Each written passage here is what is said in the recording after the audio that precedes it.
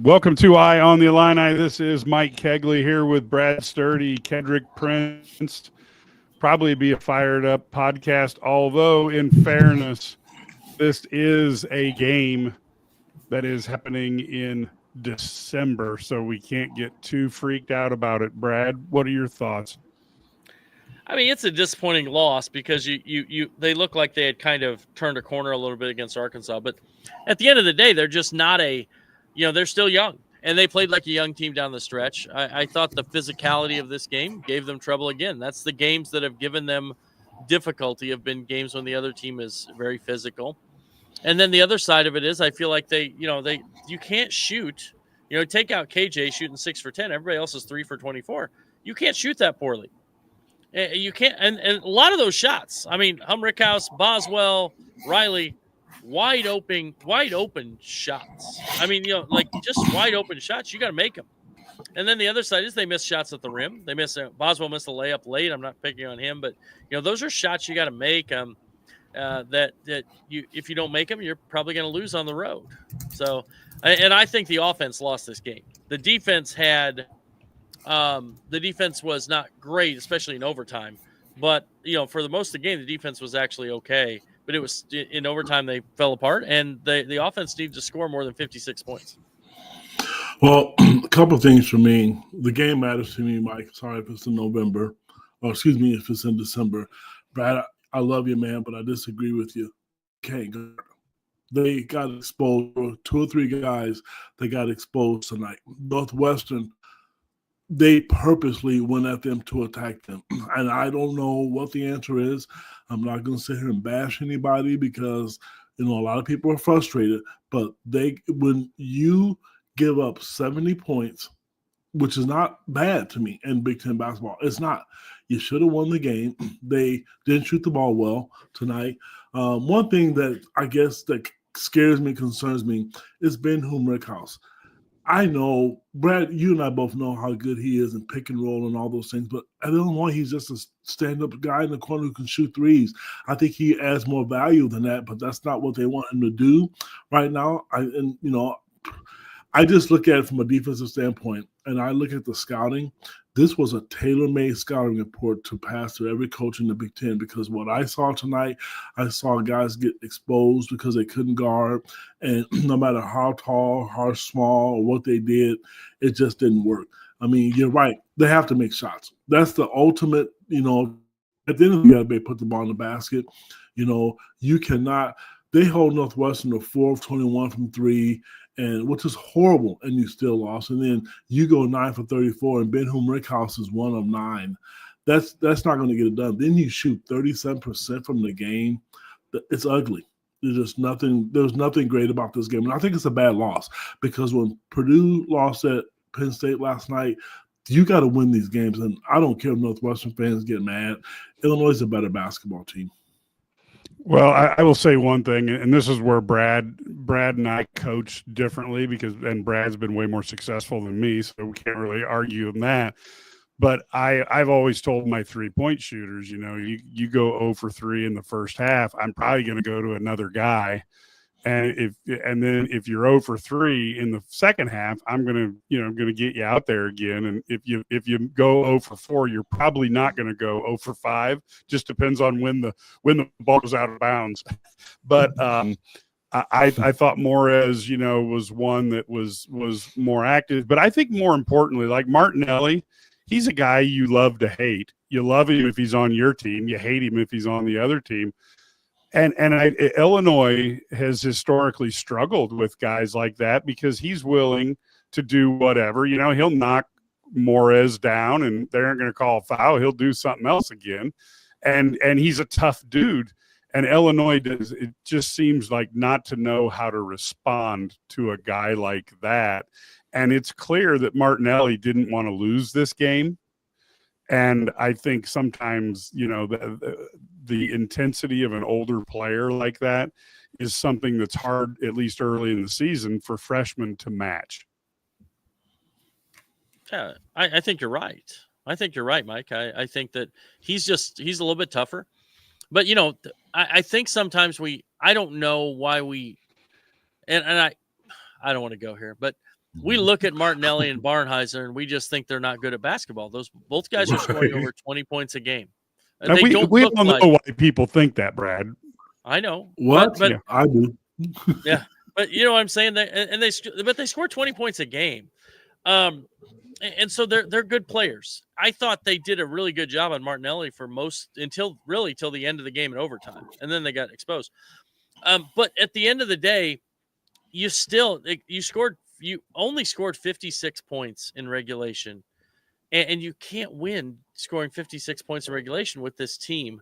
And so they have to be better offensively. I thought they still make sloppy turnovers, just lackadaisical stuff, getting the ball picked from them for no ball security, ball toughness wasn't there. I think you saw Illinois. I'll tell you another microcosm. KJ was fantastic. I mean, he made some huge shots. He's great. I think, what did he end up? 20 points, 10 rebounds, I don't know, 7 assists, something like that. I mean, great game. But I got to give him props. But at the end of the game, his last driving layup, for perspective, you saw him get away from the defender instead of going into the defender. To get the foul. Go into that guy. And that's just the difference, because the game he's not as physical as some of these other guys. Even though he's got a good frame, he hasn't played that against that physical nature. And I do agree. I thought the game changed at 1:59 to go. Illinois comes out of a timeout, and they're up 5. They get an offensive rebound after a shot, and Riley comes off and just takes a quick, wild 3. Some Fedigators talking about this right here just mentioned that. He takes that quick, wild 3, and then Illinois immediately fouls and in transition. And so you give them 2 points, and you basically cut it to 3, and nothing changed. And so this is it's wild when you think about that. I think that's just an interesting, just little things in the game, that kind of changed this. And I don't know that was the play they drew up. I have no idea if that was the play they drew up. It certainly wasn't the play I would have drawn up at that point. Well, I'm going to take a different perspective, because I don't know either. But Brad, it kind of looked like it was. It looked like, not Riley, but KJ went right, and, he did the dribble drag, and then Riley was wide open, but it looked bad because, one, it was like 24 feet, then he kicked his legs out, which is no longer getting those calls anymore. So I wish he would just go straight up and down and be effective. He's a good shooter. Quit looking. It's not working anymore. I've been kind of critical of KJ's turnovers. Well, I want to say the same thing about Will Riley. You're a good shooter. They're not going to call that, in my personal opinion. I think the game was lost when Kylan Boswell went down the lane and he missed that wide open layup underneath the basket. I think they would have put them up 3 or 4 at that time. Then they came on this court, and I believe they either lost the lead or something. That was another deterring factor for me. There was another key point. Every year that they seem to put a team together, no matter how good they look, it's going to take a while. And this team is young, but they're young, but they look really, really good. And I'm going to go back to my little childhood days here real quick. If I was like in 7th grade, the one jersey I would buy on this team would be Ibisic. I love that kid. He is one of my favorite players to ever play. He is just quietly just effective as hell. He does everything right. He blocks shots. He rebounds. He shoots threes. He can pass. I would never fit in a jersey again, obviously, but I would love. I love watching him play, and he doesn't get rattled, very much. But he's 21. He's a freshman, but you can tell the game doesn't speed up for him. He is who he is, and I love that. Well, this is Brad highlighted it. This is a big game coming up against Wisconsin, because one of those two teams is going to start off 0-2, and that's not ideal. And so it is a big game, and Illinois is going to have to, like you guys said, you got to draw contact, not go away from it, and then wonder why the foul wasn't called. And it doesn't take long for Big Ten refs to decide somebody fits in that category, and then it does. It is hard to get that. I know ultimately, as I look at this team, to me, again, you got to hit open shots, and that's where you guys you've heard me for years say that, I worry like, oh, is this team going to shoot as well as we had hoped? And I think this is actually a very good shooting team, but now they have to prove it on the road. And let's face it, it's not that easy when you're in front of a crowd in a Big Ten school where they're all rooting against you, and you have that going on. The other thing I do think too is you have to hit the boards a little harder. You got to make sure, if you're the more athletic team, you have to make sure to win that battle and make sure that you get that thing as definitively as you can. And to me, 44 to 43 is you want more of a gap against that when you're playing Northwestern. Yeah. Now, looking at numbers, Northwestern's actually a good rebounding team. I agree. They are good. But the biggest thing that I notice is, so you look at this game, Illinois has been one of the top free throw shooting teams in the country in getting to the line. I mean, they've shot a ton of free throws thus far. They shot 9 in regulation tonight. That's a travesty. I mean, the Big Ten, I'm sorry, it's just a travesty when the games are like this. I don't understand why you want the games. So what are you saying, Brad? Was it the players, or do you think was it the officiating? I mean, am I not following you here? Because I think it was officiating. Is that what you're saying, or do you think it was just the way Illinois played? I'm saying that. Well, I think Illinois missed shots. They missed a lot of open shots, but I also think the way the game is played is terrible. I mean, it's terrible basketball to watch. To watch these guys walk down, get grabbed, held, can't cut through a lane. You go off a screen, you're going to get bumped. It's just, you don't see games like this, right? Right now, you're not seeing games like this in the SEC because they're the best conference in basketball. You don't see many games like this in the Big 12, but you see these every night in the Big 10. I said that at halftime. Now, you can say that, okay, well, it's just because this and that. Well, you can make all the excuse you want. Oh, it's great scouting. I'm sure that's all true. But I'm telling you, the way it's officiated is different.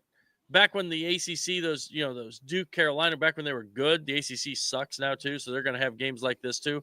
But this is just what holds the Big Ten back when they get in the postseason. You can't call games. Games can't be like this. This isn't the way basketball is meant to be played. And I don't understand it. Well, here's here's my my institution for 20 years, right? It's been an institution for 20 years. I mean, we've watched ever since, Bobby Knight, 40 years, Bobby Knight with the grab and hold man-to-man, and then it was Gene Case. But you know what? Those guys scored. They did. They found a way. They scored. They grabbed and held. They scored. You can't score in this stuff because the way it's called and the way it's played, you can't do it. I mean, go back and look at how many points Purdue averaged in the 1980s. Yeah. And Gene, they were grabbing and holding each other. Well, that's because but that was because Katie scared the hell out of the rest, so they still got their requisite free throw. But you know what? I think they called more fouls. I think now it's like, we don't want to call fouls. When's the last time a guy really? Maybe that's it, Brad. When's the time the guy got really in foul trouble? Like we used to take him out when they got two. Now we take him out when they get 2 fouls outside the Kofi. Yeah. I mean, but you shouldn't take them out when they get 2 fouls anymore because they probably don't call fouls anymore. I mean, they're not going to call them anymore because it's like you almost have to decapitate someone half the game, and then of course they go through a stretch when we're going to call every ticky-tack foul that we see. And I get there are continuation play. Like you don't want to. I understand. Like if a guy's beating a guy and he's got a layup, you don't want to call that foul on the perimeter if he's got a guy on his hip. You don't want to call it and take away the basket. The problem is when you get there and then you miss the layup, it's bad. That's when you really, then it looks bad. But but I get some of it, but it becomes a dog. And I'm not saying Illinois lost because of that, because it's not like Northwestern shot a bunch of free throws either. But it was just one of those things where it's just a weird way to play the game. Why you want to play that? Illinois got a taste of their own medicine from a year ago because you saw Martinelli just booty ball guys, and then we saw Brooks Barnheiser shooting that little Marcus Damask like one-legged fadeaway in the paint. Those are and if you ask Brad Underwood, he wants Barnheiser shooting those shots, contested twos, and Ty Berry, they wanted him shooting contested twos. But at the end of the day, you're getting 3 on the other end. You're getting a wide open 3 on the other end. If you miss it and they make it, you're going to lose. Well, see, that's what I want to say here. I mean, real quick, you know what? You talk about officiating. There was a play. I put a note on my phone. You guys remember with 13:02 on the clock, Morez Johnson, I think Ibises throws a lob to him, a pass. He tries to catch the ball, gets knocked under the basket, and Robbie Hummel says, "Welcome to the Big Ten." That's BS. That's a foul. And that's exactly what you're saying, Brad. We said that we talked about it at halftime. You could clearly see it was a foul. And I don't, and again, I'm not saying that's why they lost the game. I'm saying they lost the game because they shot too many threes. And what I'm going to say is this. That's fine if you want to be a three-point shooting team. And I love it because that's what I did. And I think it's great when shots go in. But when they don't go in like tonight, this is what you're going to get.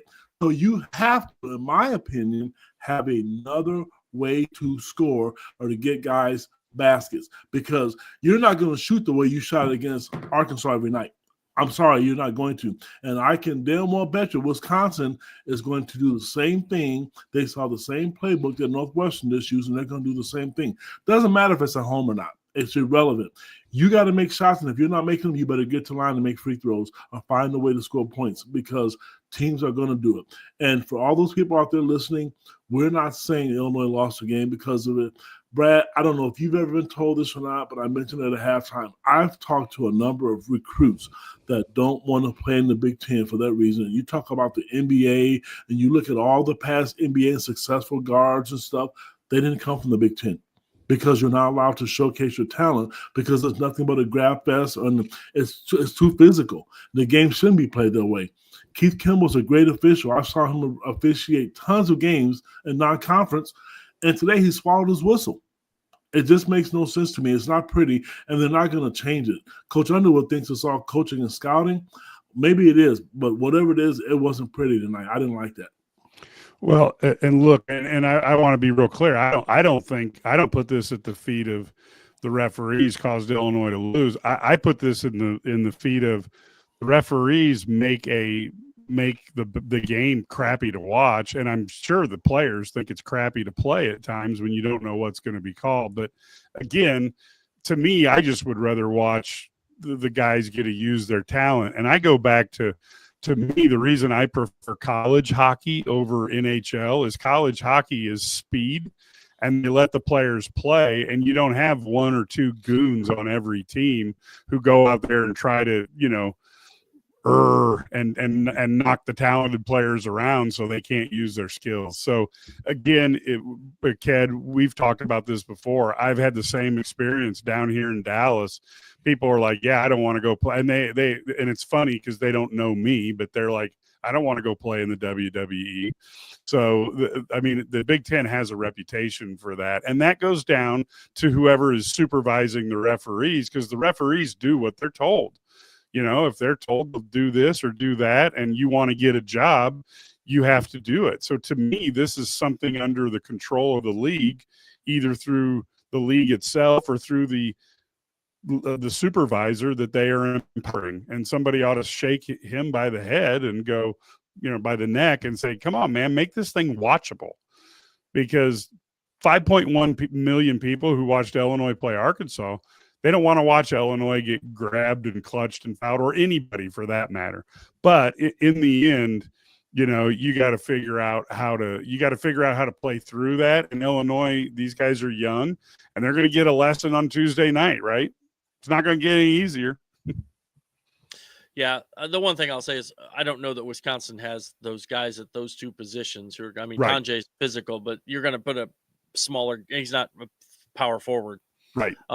So, and I don't understand it. But here's my other question: why is there why is Trey White like falling out of favor? He starts and then he doesn't play. And I get maybe they're trying to bring Will Riley. I don't know. Maybe they promised Trey was going to start. I don't know for sure what exactly went on there. But they're starting Trey White, and then it doesn't matter how well he plays. He's not going back in. Right? Just at the end of the day. And I'm not even saying that he should go in for Will Riley all the time. But why can't he play the 4 at 6'6"?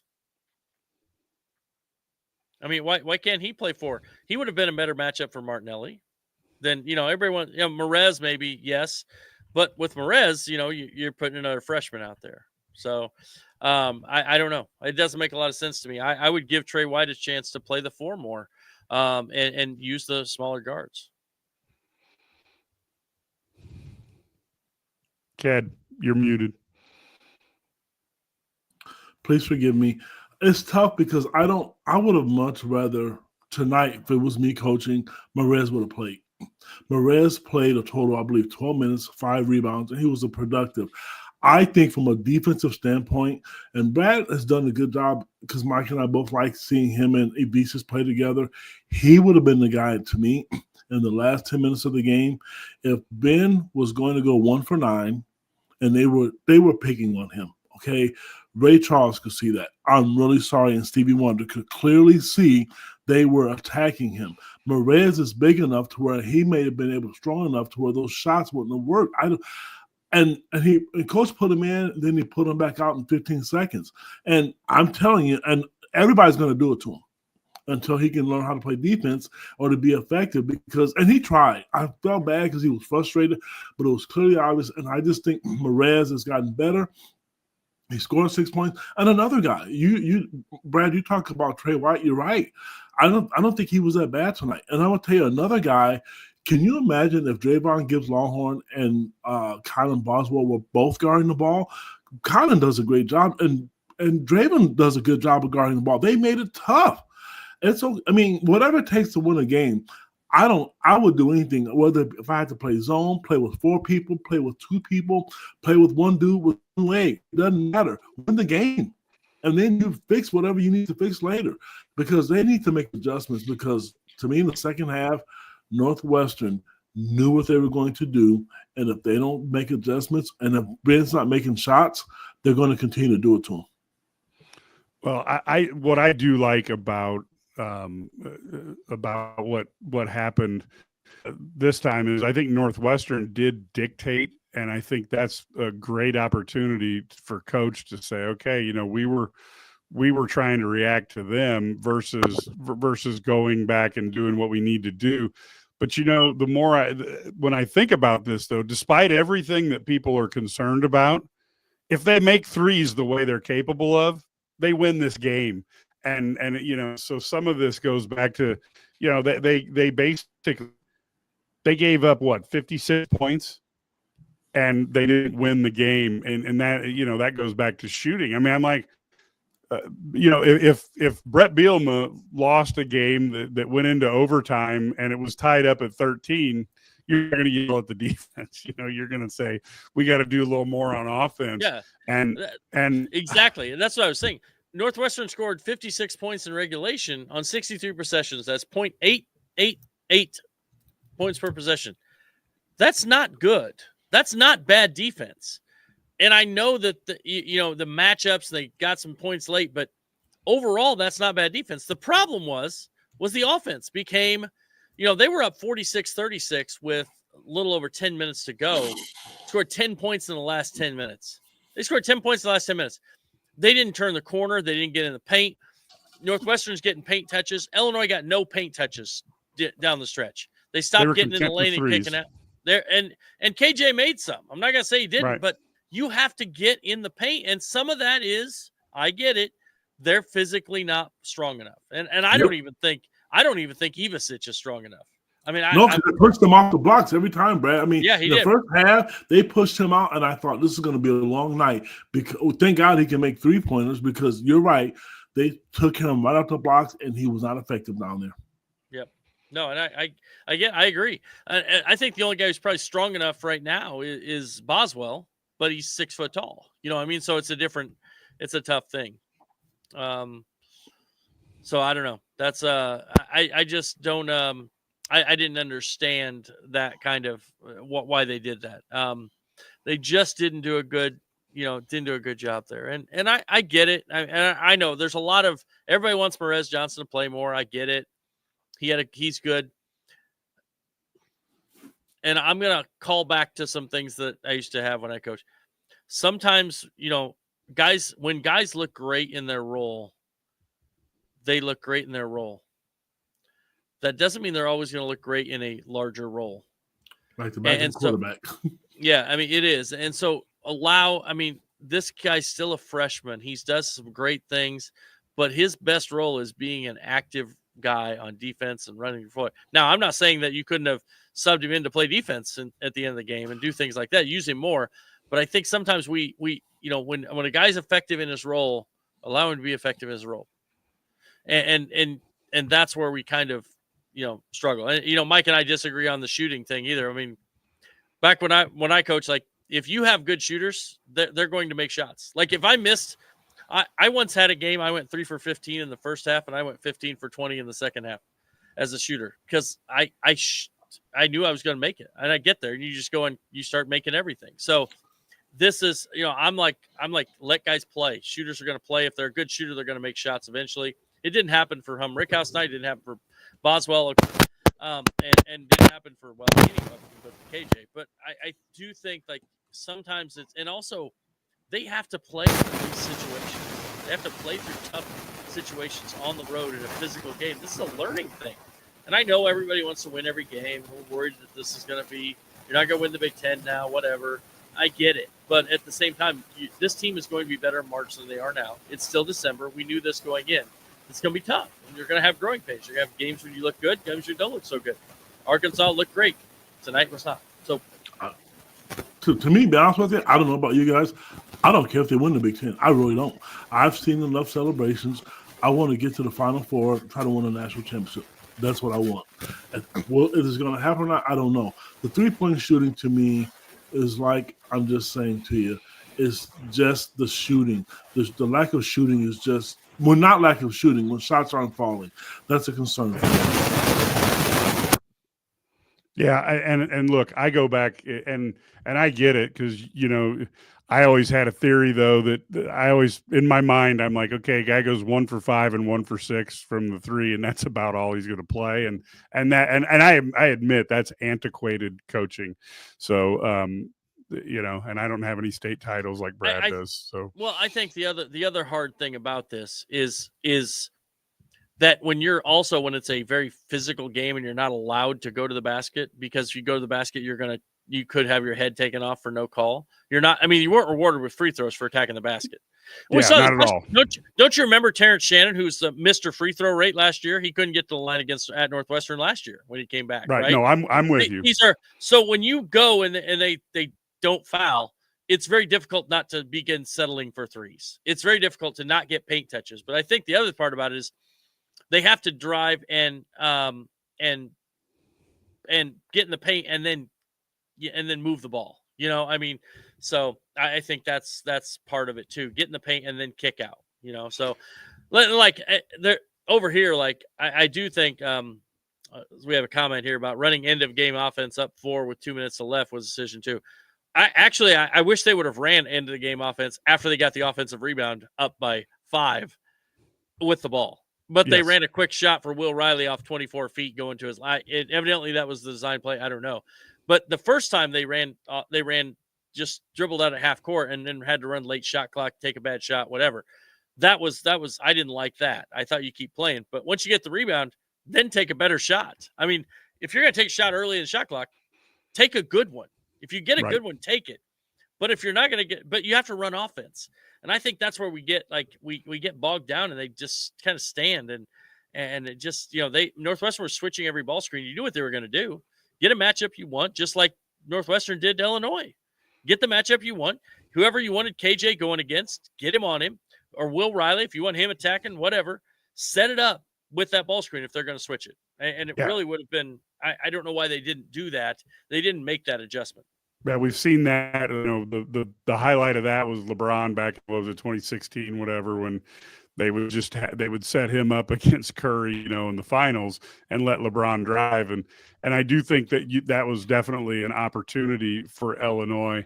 And again, I want to go again. This is something that when we talk about the way the game is called, it's not, I don't know that this necessarily favors one team or the other, but just makes it darn near unwatchable. And as a player, I always wanted to know what a foul was. I didn't want to have to guess, because I would go right up to the line to whatever a foul was, and try to play on that. And here, you could El Kabong some one time, and then the next time, it's a problem. Now, I want to also say we were pretty accurate. We've said that there's going to be nights when you get a bunch of freshmen, particularly on the road in the Big Ten, going to be frustrated by the results. This still isn't anywhere close to, Rutgers going and losing to Kennesaw State. But, I also think from watching the first few games of Big Ten, I'm not remotely concerned about anything. And even I wouldn't want Illinois to go 0-2. But even if they do, I don't think there's no Zakidi-led team in this. There's no Kofi Coburn, Io DeSumo team right now. And I think Illinois just has to get better every game, and they got to learn. And I think they'll be fine when it's all said and done. When I look at the teams I've seen play right now, the teams that impress me, I like Oregon, I like Illinois, I like Purdue, I like Wisconsin. To me, those are the teams right now that I see, not just because they're ranked. Those teams just look really, really good to me. Those teams are tough. And I have to throw Michigan in there. Sorry. I have to give them credit as well because they did go to Madison and beat Michigan as well. I'm trying to figure out if Morez would be happy to be termed a 6'9" bowling ball. I know that was meant in a positive way. I'm just not certain if Morez has ever been called that in a positive way. First time for everything. I think what they make comments. Brad was talking about Morez and his role. I'm not suggesting he plays 35 minutes a game, but he is a freshman like Kasparis and Ibisic. He should get 20 minutes a game to me, especially in a game tonight where he might have been, we don't know, been effective defensively. I think that's what people are saying. I'm not saying, because I know everybody loves the backup quarterback. I think that's great. I'm not saying that. I just think he was so effective tonight and strong enough where he gets loose balls. You're not taking the ball from him. And he's strong enough to where all of his points obviously came on the block because he doesn't look to shoot. That's what I was saying just for him from that standpoint. I would have tried that look and, at least give him a different look defensively because Humrick House, it just wasn't his night. And the world's not going to come to an end because of it. The sun's going to come up tomorrow. If I told you, Ked, before the game that Humrickhouse, Boswell, and Riley would combine to go 1 for 18 from the 3-point line, would you have predicted a victory or a defeat? I'm telling you, this my opinion. I don't know about you two. In my opinion, that's why they lost the game. They were 1 for 18. Yeah, it wasn't anything the officiating the second half. I think they must have heard our halftime show, heard me complain because I didn't have any smoke with that the second half. Sorry, bad choice. Evidently, only Europeans could shoot tonight. They were 8 for 15. If you were from the North America, you were 1 for 19. So, well, Brad, that baskets must be different. That update you did for Illini guys for the subscribers on who they're looking at in Europe, that's looking a lot better, I guess, because if we could get more shooting like that, Illinois. Euros, the Americans can't shoot. Well, and this one's one where one of the things that Will Riley's parents, because Ked, again, Illini guys subscribers know this, but Ked interviewed mom and she talked about being physically getting training, from Fletch. And while he's a good player, I mean, he's going to be an excellent player. I thought the ability to get pushed off of the line really hurt him. And I think, Fletch would be very valuable. And I know he's probably going to go pro at the end of the year, but there's a part of me that says another 12 months of training might be a great thing for him from an NBA standpoint. But Brad said it. They all got pushed off the block tonight. It wasn't just him. And how he was so frustrated and aggressive in the first half. You saw what the NBA scouts liked in him. And all the people out there listening, I'm not a drinker. I don't drink or anything like that. But I'll tell you what, watching KJ makes me want to just toast myself because he could be so frustrating to coach. You watch a guy who will make a great pass and turn it over 4 times, and then he made shots tonight like Terrence Shannon or Michael Jordan. He was just, some of those shots he was falling over. The 1-3 he shot, he got fouled on. He's a tough kid to coach, and you, like Brad told us at the beginning of the year, you have to live with his mistakes because you saw the good in him tonight. Yeah, he's great. I mean, you can't ask for more than what he gave you. And he's gotten better defensively. Obviously, him getting switched on to Martinelli was not an ideal thing, but he's gotten a lot better defensively at guarding guards. But this is where they are going to struggle a little bit when the game is like this. And this is why kind of, we talked about that a little bit. Remember, Illinois won they were really good in the Big Ten when they had Kofi. They were always in the mix to win the Big Ten because it fit the style. This team doesn't really fit it. They aren't a Big Ten style team. They're an NCAA team. But they are a team that you do not want to play in March. I mean, they're going to fare better. I thought last year's team could do a little bit of both. They they just had Purdue in the same league, and Purdue had, the ultimate, big guy that was a kind of a change things. But I thought this year's team is much more of an they don't have that. And maybe they do. I do think that, and something I will agree with what Ked said about Merez. Merez Johnson Ivasic played 38 minutes or something like that. And it's no wonder he's a little bit tired at the end. I mean, that's a lot of minutes for 7'1" guys to 250 pounders to log. And so they don't really give him enough of a break. I feel like Merez could come in there and maybe he plays 35 minutes. Do you really think you lose 35 to 15? I mean, whatever. He's not going to hurt you that bad now. That's what I mean. I mean, yep. He's good, and he's going to do things like he's going to attack the glass. He's going to rebound, and he gives you a motor. We've talked about that. His motor has always been, he's a great rebounder. He is one of the, he doesn't have enough minutes right now to register in the stats, but I think he might be one of the top. I think he's one of the top 4 offensive rebounders in the country right now in rebounding rate. I mean, that's really good. I think at a defensive rebounding rate, he is literally he is top 10 in defensive rebounding rate if he had enough minutes to qualify. That's fantastic. I mean, so if you're bemoaning rebounding, as we know Brad did in the postgame, you let this guy play a little more. I mean, so I have a question. But I'm not thinking he needs to be 35 minutes like Ken said, but get him 15, get him 18. So here I have a question for Brad and Ked, and this is something you can help out our listeners and watchers with. So you've got a team like Northwestern that's trying to slow the game down, which we're going to see with Purdue. We're going to see it with Wisconsin. What can you do as a coach to try to speed a team like that up and regain the initiative with the pace of a game? Well, I think the biggest thing is score. If you're ahead, Illinois was up 10. Illinois is up 10, and they had you can't have bad offensive possessions. I think they get and they had multiple. Bunch of bad offensive possessions. Just handed the ball to them, took terrible shots, all those things. If you take bad, that allows them the opportunity then to they go down and score, they can still grind, they stay within reach. If Illinois goes up from 10 to 15, they can't play the same way. They can't walk it down, back it into the paint, and use booty ball to come back. I mean, it just doesn't work.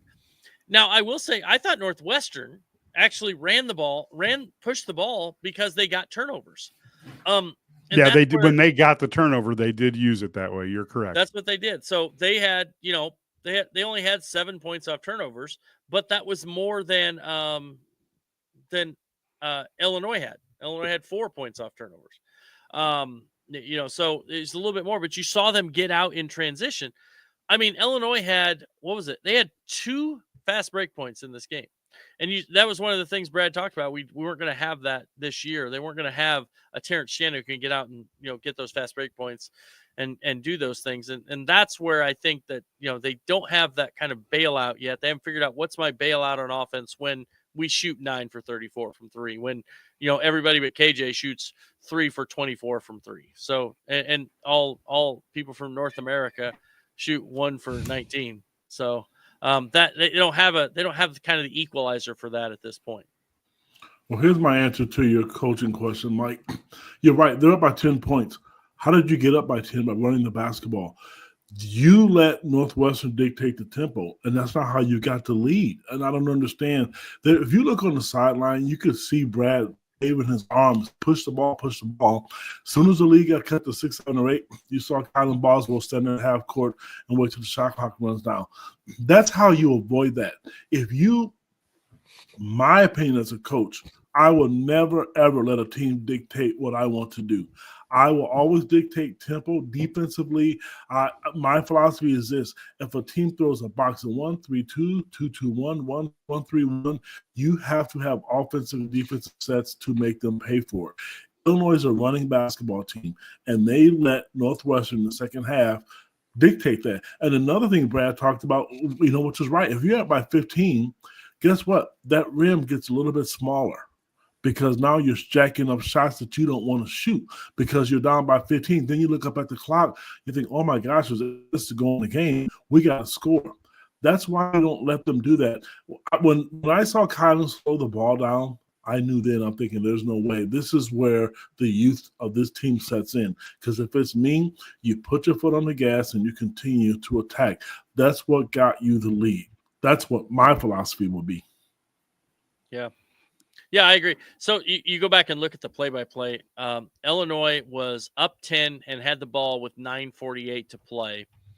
And they didn't score again until the 5:47 mark. So 4 minutes, they didn't score. They didn't make a shot for 4 minutes. They had turnovers. They had a missed wide open 3, another missed 3. Even got the offensive rebound after that missed 3, and then they turned it over.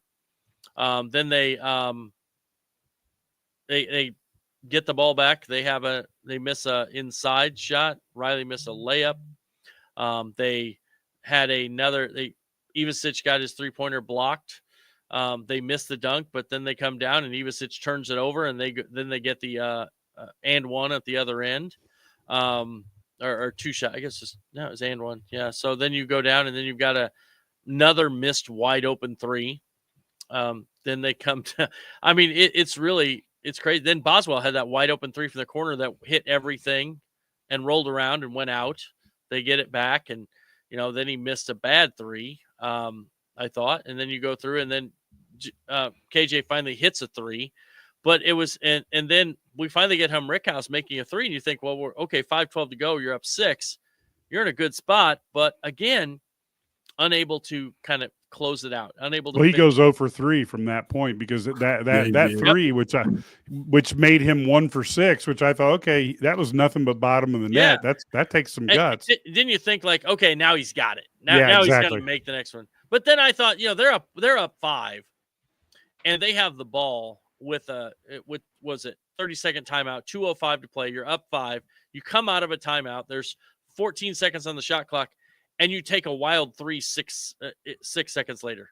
I mean, it was like, I still think that was just the one spot where you just had a chance to kind of throw a dagger at them and take that lead and put them away. Yeah, you go up by 8 if you get a good shot. Yeah. That's a disadvantage of having a young team, and hopefully that they'll learn from it. Like we've all said, in March, maybe they'll get better from it. It is a bad loss. People say, "Oh, not a bad loss." I know Coach would say, "Give Northwestern credit." Okay, but they're a better basketball team. I give them credit. Illinois is a better team. This is a bad loss to me because you're not going to get many opportunities to win on the road, and this was one that they let slip away. Yeah, I give Northwestern credit, but that doesn't mean you shouldn't beat them. You know what I mean? Hey, give them credit for not sucking, but that doesn't mean that you can't win the game. Yeah, I get it. I mean, that's coach speak. I will guarantee you that Brad Underwood is pissed as hell that they lost this game. I mean, there is no doubt about it. I mean, a few years ago, there would have been paint coming off the walls of the locker room. He's changed a little bit, but he's very pissed, and they're going to have a couple of really good practices, I guarantee you, over the next 3 days. Yeah, and I like we said, it's frustrating because you get the feeling that you let one get away on the road, and those road victories are usually the difference between who wins the league and who doesn't. Yep. And so that was disappointing that you couldn't pull that one out.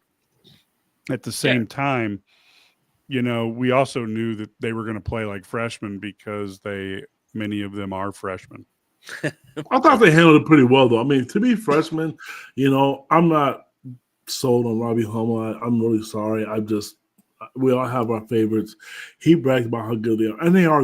I don't think they played terrible as freshmen. I didn't see a lot of jitters. This was their true first road game. I didn't see any nerves from any of those guys tonight. I really didn't. Yeah, I mean, your old guys, your two old guys, Boswell and Humrickhouse, were probably your guys who struggled the most of all of them. I thought Will Riley down the stretch was probably the one guy I thought, and I think Ivasic got tired.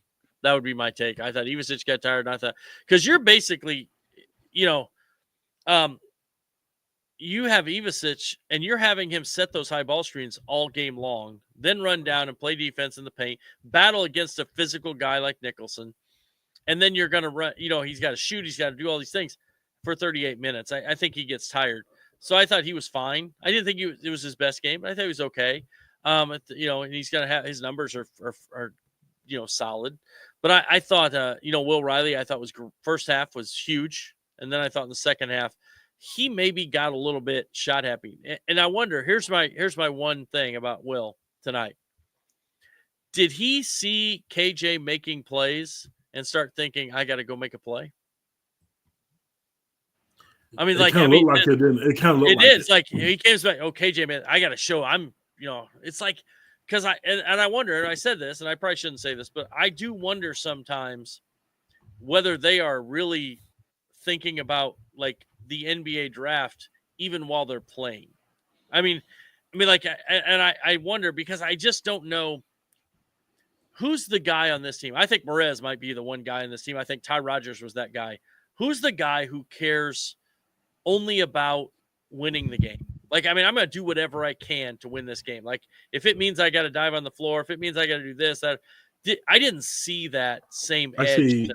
Two guys. I think there's 2.5 guys. I think Draven does too. Draven does it, and Morez. And I really think if Trey White was given the opportunity, I think he would too. He's a half. Yeah. But I mean, do you see? You understand what I'm saying? I'm not saying I'm playing hard. I'm just saying, like, it's not like, and maybe I have a character flaw because if I'm playing a pickup basketball game, like winning that pickup basketball game when I was that age was the most important thing in my life during that moment. Like, I mean, it was, and when I was pitching, that was the most important thing in my life. Like, I mean, it was like if I lost, like life was over. Like it was a failure.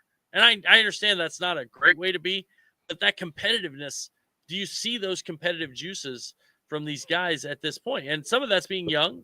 They haven't been through the wars yet. But I don't know. I mean, I wonder. Someone made the comment to me during the game. If you look at last year's group really was connected. These kids may get along. They may get along off the court. But on the court, Brad, I didn't want to say that, but that's what I think sometimes. They don't look connected. They don't look fluid. They don't look natural on the court together right now. You have some outstanding players. You've had some outstanding plays. But like last year, you knew when Marcus got the ball, it's okay for him to do that. And it didn't matter if Taylor had to be the ball distributor, or Coleman Hawkins. They don't, I don't see that right now. I hope we do see it. I hope that, and we can pretend for the people out there who are listening to this podcast and don't know, whether you like it or not, there are 2 guys on that roster that are probably going to be drafted in the first round. If they go to, almost certain one of them is probably going to be a lottery pick. And that is a fact.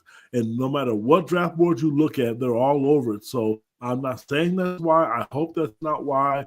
But I know in the back of their mind, I can't blame them because they're young. If you're a young kid like that and, you've got millions of dollars and, people coming to watch you play every night, it's kind of hard to not want to do that. Well, I'll tell you what. Here's what I would tell a player like that. there's a lot of players over the years who had the physical skills or close to the physical skills of a Michael Jordan. Maybe a fewer who had the skills of or the size and stuff that LeBron puts out there, but there are guys in the league who are comparable. But if you really want to win and you do whatever it takes to win the way Jordan did, the way LeBron, does, the way, Bill Russell did, you can make a lot of money doing that. And that's really what differentiates the greatest players. I mean, Tom Brady isn't the biggest guy or the strongest guy, even in the quarterback position. But my Lord, he does whatever he needs to do to win. And that means preparation, and that means play, being a team player, all those things. And maybe they just need to think about that as opposed to if I can make the highlight reel, because I'll tell you right now, Ivicic's 2 passes were about as you're not going to beat those too often on the highlight reel.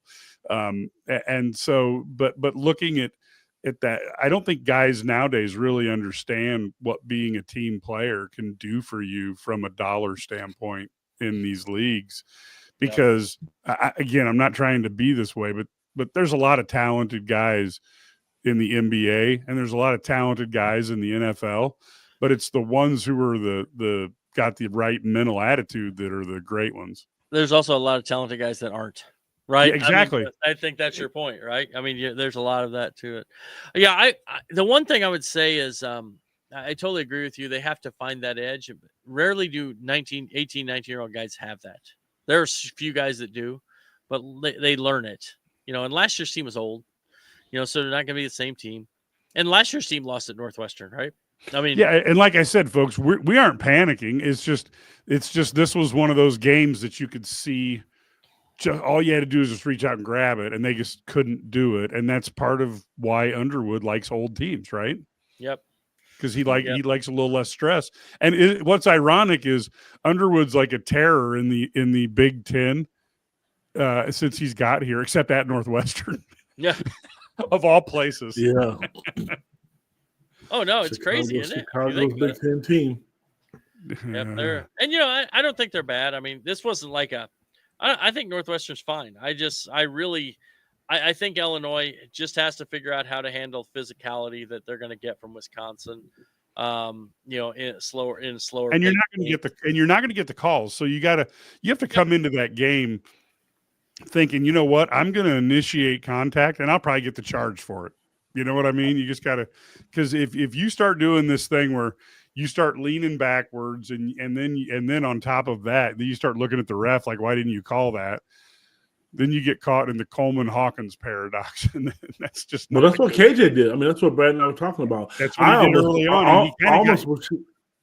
But he got away from that, Ked. He didn't do that as much in the second half. I wish he would have went up and he would have done. He would have got a foul, or at least tried. You know what? I was watching his steps, and I just think he thought he could. I just think he thought he was. I don't think he thought what's his face was so close to him. He wasn't looking. He had his back to him. That's what it was. He didn't see it coming. Yeah, I mean. Yeah, Northwestern and Purdue are the 2 slowest paced teams in the Big Ten and Minnesota. So what you do is but here's what happens. You know what teams do? That's how they compete. Is they play because they want to limit possessions. That allows them to hang around. But at the same time, that's why you can't have those lackadaisical things. Veteran teams tend not to make those same mistakes. And they value a possession more. They value those possessions. I watch 4 or 5 minutes scoring droughts. Even if you're not going to make a basket, get to the line. That you can't do. I watch high school games tonight, and I'm sitting there and I'm watching, and I'm going, "Oh no, that's a terrible shot. What are we doing?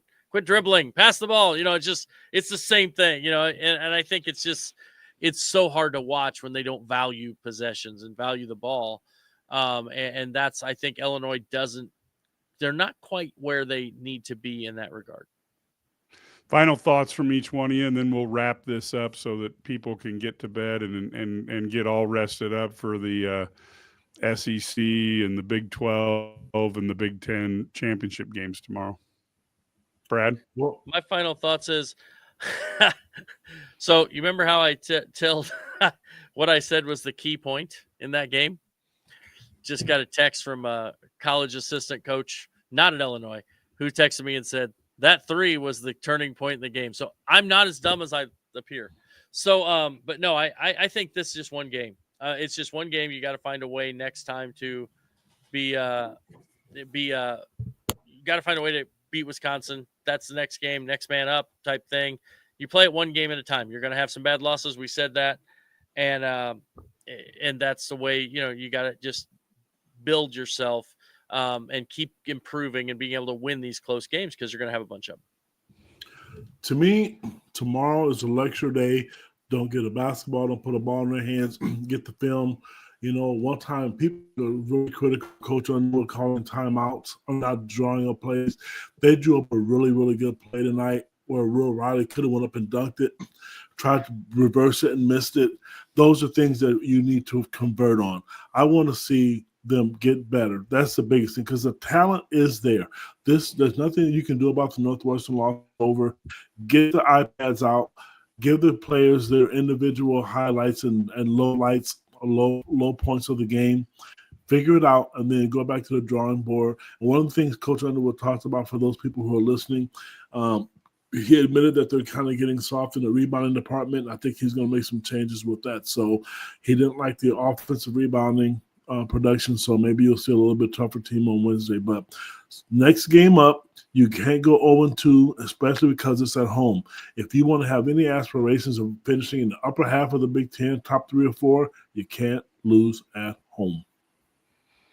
Yeah, and that's a good one. And, of course, people will give Coach Underwood a lot of suggestions as to how to cure the rebounding thing. So Morez is definitely going to be a guy who gets a lot of attention from people. We talked about that. You end up with the second string is the individual who gets all the attention. But I will say, folks, if you are looking at a time to ever think about joining the Illini guys, this would be a time to be a subscriber.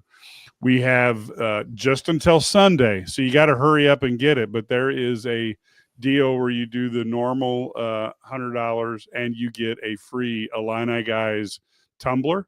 So make sure that you go look at that. And of course, this gives you all the articles. You don't have a paywall in your way, so you get to read the whole thing. You also get some of these earlier. A lot of times we'll put up Ked or Matt stories ahead of time for subscribers back on our message boards. We also have the game room where you can actually watch the game live and be in a live chat with Illini fans around the world.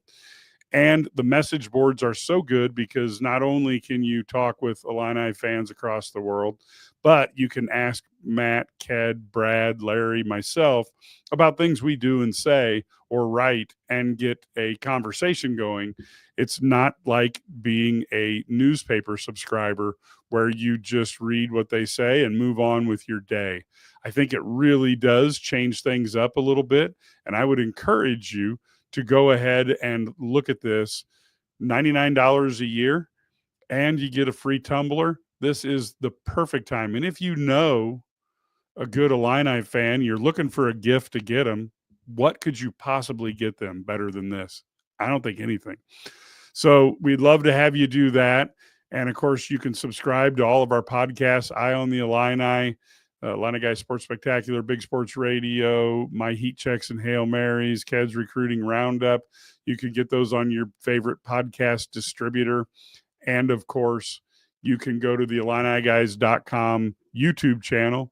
If you have a strong stomach, you can go ahead and subscribe there and see us from a visual standpoint. So with that, folks, we will be back later on. And, of course, we will have the Tuesday night, we will have the Wisconsin game. That should be an exciting one, and it's not going to be an easy one because that's just not the way things work in the Big Ten. Until then, go Illini.